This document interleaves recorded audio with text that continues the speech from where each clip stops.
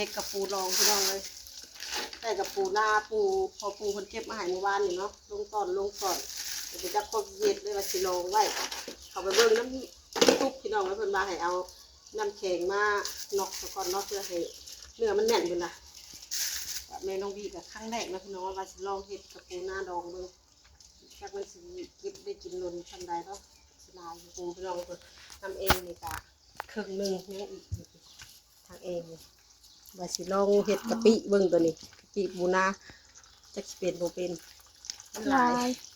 เอามาแต่เมื่อคืนนี่มันตายเลยสิเฮ็ดลองเบิ่งเนาะครั้งแรกเลยจ้ะคนอื่นก็ทักทายสบายดีเลยสวัสดีเด้อน้องทุกคนมื้อนี้ก็มาพบมาพอกันคือเก่าเนาะนอกไปก่อนเดี๋ยวเฮา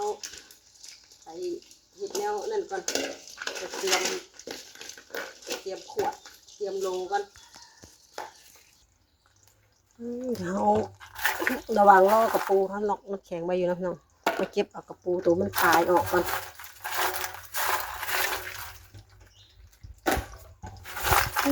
เสียดายเด้นี่มันจะตัวใหญ่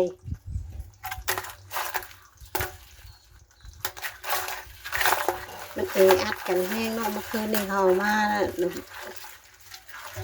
ขังลงเดียวบนเดียวรถมันโดนอัด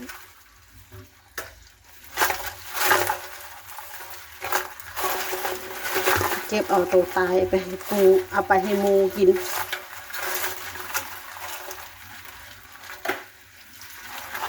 เดี๋ยวนี้แม่น้องบีว่าสิลองเฮ็ดเบิ่งกะปิกับปูนาเบิ่งพี่น้องเลยเข้าไปหาเสิร์ชเบิ่งน้ำมันทาง YouTube แหละพี่น้องเพิ่นเราเฮ็ดได้เนาะกับปูนาเฮ็ดกะปิจะมาลองเฮ็ดเบิ่งบ่เคยเฮ็ดชาเทื่อเลยพี่น้องเลยได้ยินป้าเว้าแหละได้ยินป้าเว้าเลยเข้าไปหาเสิร์ชเบิ่ง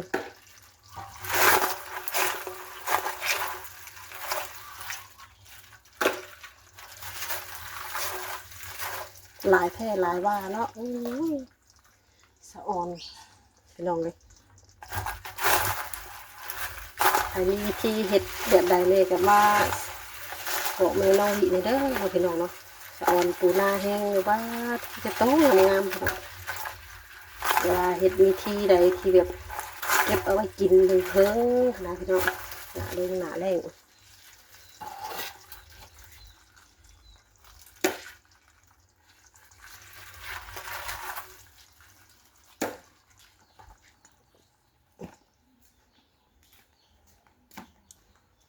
ตัวนี้ดู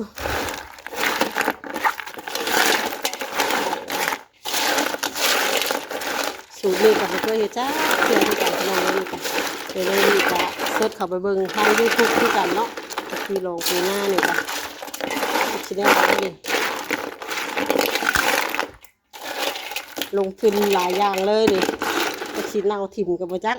ลงทุนซื้อน้ำก้อนน้ำแข็งน้ำโป่งน้ำปลาอีก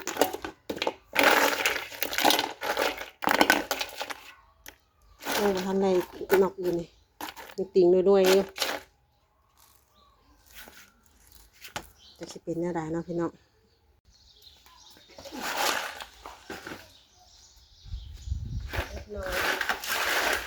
หลังจาก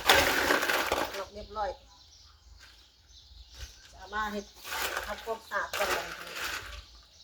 ล้างตอนนั้นมันล้างหัวแล้วให้นอกกาบมันสนิท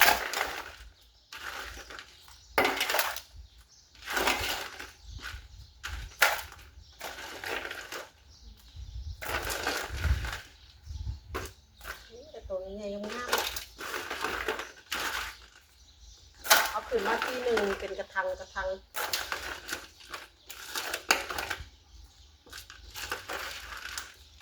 ดี๋ยวลองมันทำนี่ก่อน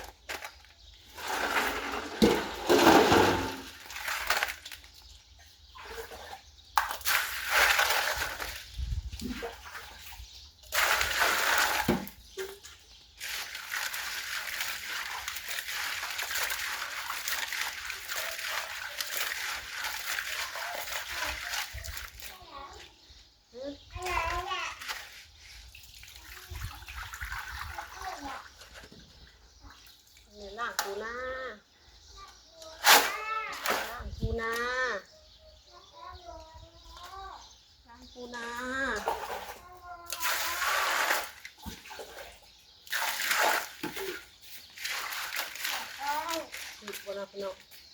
โมเมนต์ว่าเอาจากขึ้นจากน้ำแข็งเนี่ยเอาไปลงเอากอดมาให้แม่มาดูกระปุกนะเดี๋ยวจะจับเดี๋ยวแม่เอาปุกมาใช้เลย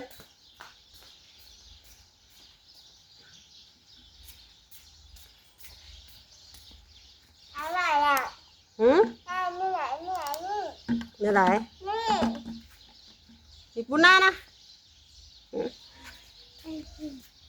ปุน่าจ้าเบิ่งแม่ทีจะถือจักทีจะเอาขึ้นได้น้ำแข็งได้ก็เอา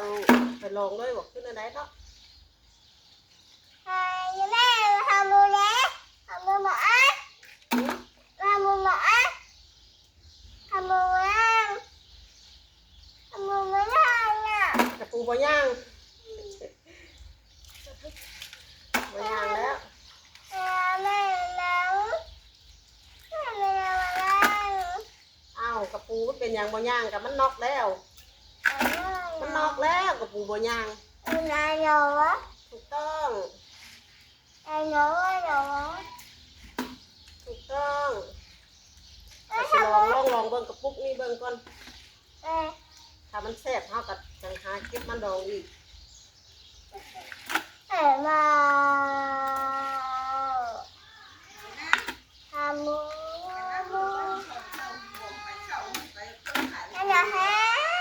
เอานี่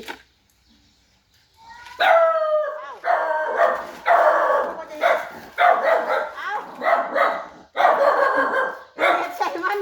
ก็ได้ข้าวแล้วปูลองบ่ซะปูน้ำแองปูกับปูวาจีลองเด็กกะปินั่นอันนี้สิลองเครื่องนึงของเราก็มีบ่ล่ะถ้าจะลองก็เอาลงเลยลงทุนเยอะเลยนะวันเนี้ยเดี๋ยวก็ทำได้อันนี้ฉันก่อนคนนี่แหละขั้นแรกเลยคอยกับเขาไปเซิร์ชเบิ้งเลยคนบ้านเอาเขาหมอก็ยาเถ่านะอีสานนะเวลานอกน้ำแข็งนั่นเป็นเนื้อมันแน่นนะปกติก็เอากันเผ็ดอยู่แต่ว่ามันแบบข้าวนะเนาะเนื้อมันข้าวโอ้ยมาเอาไม่ยาลูก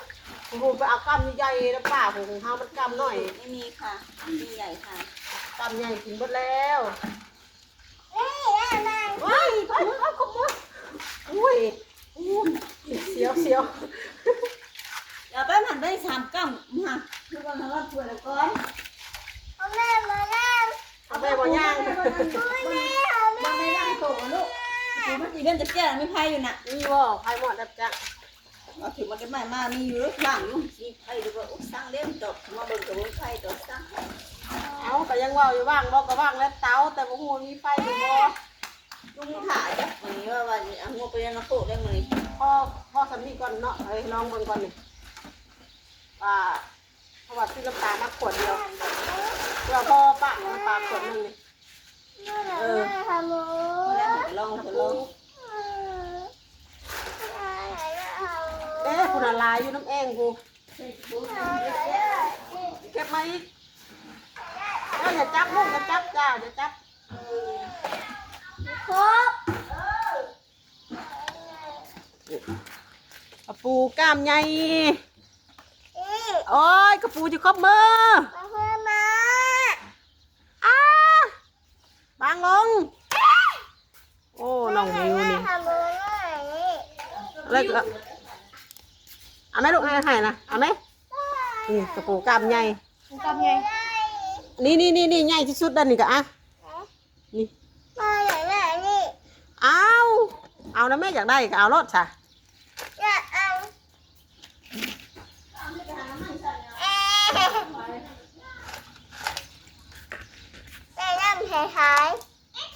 น้ำแข็ง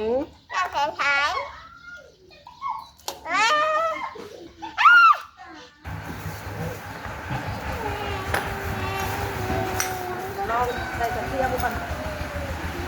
กระเทียมนี่คือสิทุบน้อยถึงไปเอารถไปเครื่องเหนือตำบอกขึ้นได้ไหนวะตำบ่ป้าตำหรือว่าผ้าเอาชื่อตำบ่ลืมเลยเดี๋ยวลืมนั่นเล่าโอ้คนก็ลงอีกแล้วนะน้องเลย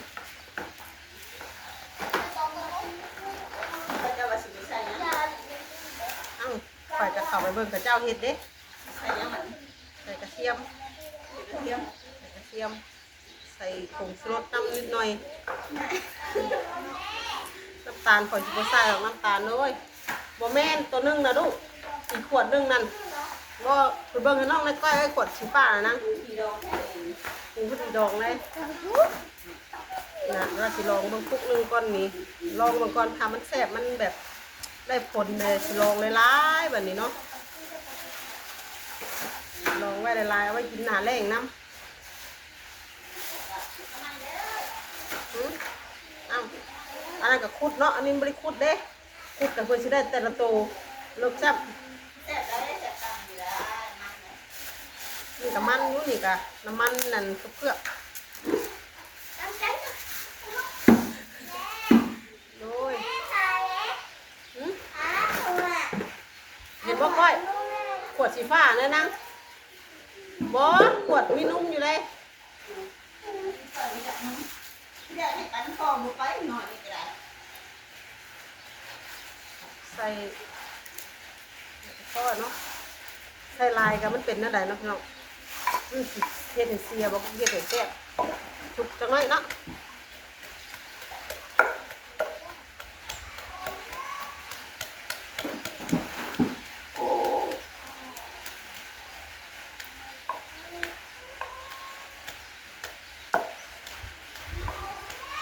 โอ้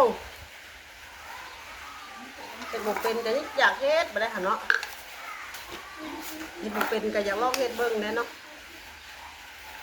เราใส่ผงชูรสน้ำเพิ่นว่า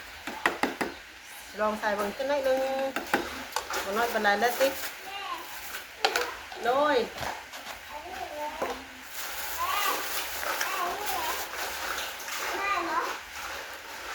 เอาไว้ลูก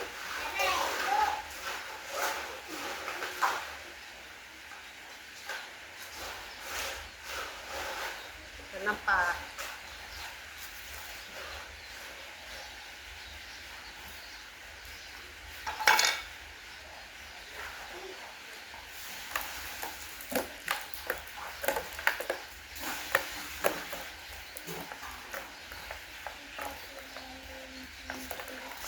ส่วนมันไปจักกันเนาะย่านน้ำปลาคอยบ่พอเด้อบัดนี้เด้อข่อยมีน้ำปลาอันเก่าอยู่โจ๊ะแดงอันนี้ให้สิน้ำปลานั่นนะ ก็สีแดงว่า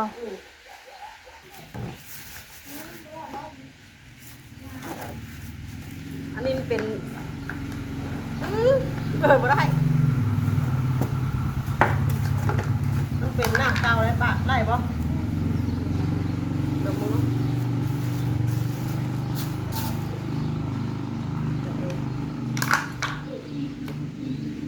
ได้ปุ๋ยแล้วเสียดายมากเลยเนี่ยเอามาลงเลยเนาะโอ้เทก้นกระแทะว้าย ได้จะมาใส่เอ๊ะ โอ้ยยันบะห่วมอยู่ ตามซื้อคืนเก็บเขาต้องคงเลยด้วย จังหวะเอาใส่อีกมันก็นั่นพอดีแล้วนี่เนาะน่ะลองเบิ่งสูตรนี่เบิ่งพี่น้องเลยจะสิเป็นแนวใดบ่เคยเฮ็ดจักเทื่อสูตรนี่กะ เสียมาใหม่ เบิ่งค่ะเข้มบ่น้ำปลาสูตรนั่นนี่เนาะ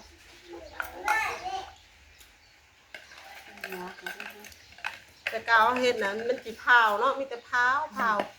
นี่ลองเฮ็ดเบิ่ง ต้องเสียตาอันนั่นก่อนบ่ ลองใส่น้ำก้อนนอกเบิ่งเพิ่นว่าเหตุผลที่ใส่น้ำก้อนก็คือเพื่อให้อันเนื้อมันแข็งเพิ่นว่าเลยลองเบิ่งเฮาเฮ็ดแต่เก่าแล้วว่าอยู่ว่ามันเป็นหยังมันคือพาวแท้ว่ะเสร็จแล้วที่เรียบร้อยพี่น้องเอ้ยเดี๋ยว3 มื้อเดี๋ยวเฮาสิมาลองแกะเบิ่งสูหน้าของเมย์ต้องมี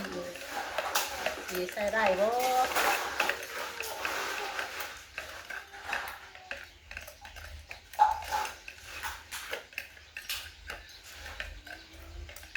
ว่าสิเฮ็ดไอ้กะปิกะปูน้ำมื้อนี้น้อง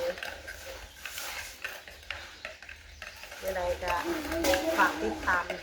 กันในคลิปหน้าเนาะพี่น้องเนาะแม่น้องวิว่าสิลองเฮ็ดเป็นคลิปกับปูนำว่าสิลองเฮ็ดคลิปกับปูเบิ่งเนาะพี่น้องเนาะคลิปนี้ก็ประมาณเท่านี้ก่อนเด้อเนาะพี่น้องเนาะแม่น้องวิจะขอตัวลาไปก่อนเด้อเนาะเดี๋ยวพบกันในคลิปต่อไปเนาะคลิปนี้ก็ขอกล่าวคำสบายดีพวกผู้ทุกคนเด้อเนาะลองเบิ่งพี่น้องเลยฝากติดตามคลิปต่อไปนะพี่น้องว่าบาแม่น้องวิสิเฮ็ดกะปิกับปูนาพี่น้องเลยจะสิเป็นแนวใดครั้งแรกในชีวิตคือกันเลยเนาะ